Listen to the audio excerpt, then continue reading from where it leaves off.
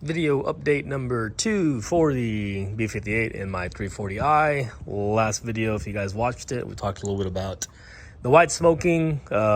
This is obviously a common issue with this on the B58 platform related to the valve cover. We talked about how the Chinese valve cover just wasn't sufficient. So we're gonna go over some stuff really quick. I know there's someone commented regarding this and they're probably having the same situation. So I'm gonna tell you exactly what I did and some problems that I ran into when I was completing this job. Now, the job itself isn't super challenging as long as you take your time and you have the right tools. Really, the most important thing is probably gonna have a couple of e-torque sockets to get some things off. I really used a lot of AllData and a lot of Kern's videos to show the process of removing the actual valve cover. It was pretty straightforward, but long story short, you just gotta pull the injectors, everything in the way, get it out the way, and then pulling the valve cover slowly. The thing that kind of got me on this install was that once I put the factory valve cover back on, the car still smoked, and then it started misfiring, which was actually two different problems, hindsight, that I now am aware of. So here's the valve cover that came off the car, basically the one that came on the car when I bought it. This is the aftermarket valve cover. And on the back of the valve cover, since the timing is on the back, you're actually gonna have the solenoids or the actuators, I guess Vano's actuators, on the back of the actual cover like so. And so I actually just used the ones he had on there. And that was kind of my mistake, and I'll tell you why in a second. So this is the actual Vano Selenoid, if I can focus on it. And you have this little nipple that comes in and out.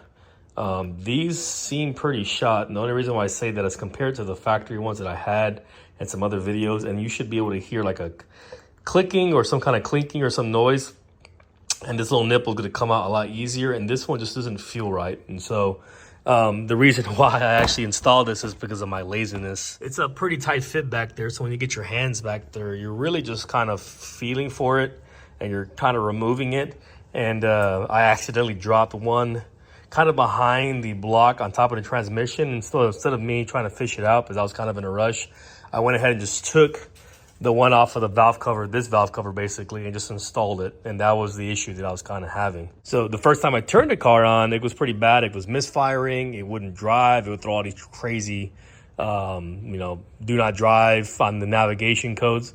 And so my brain went to the very darkest place in my mind of what happened to this engine, even though I didn't really abuse this engine at all or drove it really bad. And so I started doing compression and leak down tests again. I realized that this engine is very healthy. If you look on here, everything green's the compression. Cylinder 1's 253, 258 for cylinder 2, so on and so forth. And so they're all very, very healthy. And then the red is the leak down on the cylinders at 100 PSI for everything. And they're all within a couple of percents of each other. So this engine is extremely healthy, very good, no issues.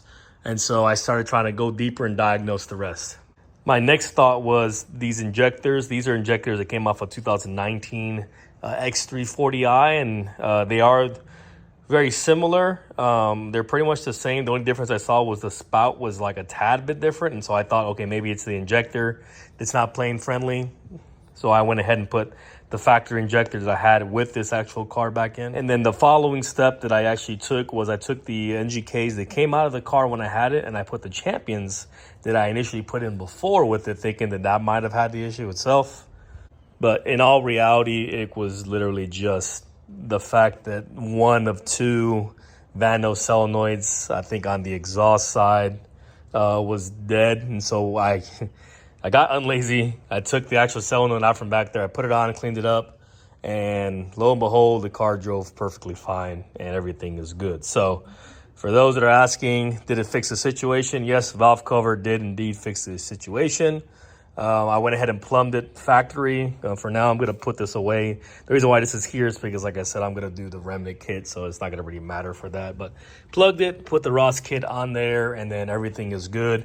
I did have some smoking left over, so for those that are going to think it's going to go away automatically, it's not. There's a lot of oil that's actually sitting in the exhaust from all this that's occurring, so it's going to take some time to kind of flush that oil out. So just do a couple of hard hits Probably drive for a couple of days. It's pretty much dissipating right now. Everything is going away as I drive it more and more. But as far as drivability, this car has never driven any better than it has right now. The injectors are clean. The spark plugs are pretty good. I went ahead and took some electric cleaner specifically for sensors. Took the O2 sensor off. Washed the wideband out with any gunk that it had in it. Lambda reads perfectly fine on my data logs. So everything is good. No boost leaks. And this car feels pretty strong. Which stinks because I only get to drive it like this for about a week before I go with the big turbo kit anyways. But just to kind of let you guys know and update what happened, how to fix it, if you guys had the same situation. If you have any questions, let me know. I'm not the most knowledgeable like this, but I do use common sense, and that's a lot more than 90% of the pages use anyway. So let me know if you guys have any questions at the end of the page. Comment on the post below, and I will get to you as fast as I can. Thank you.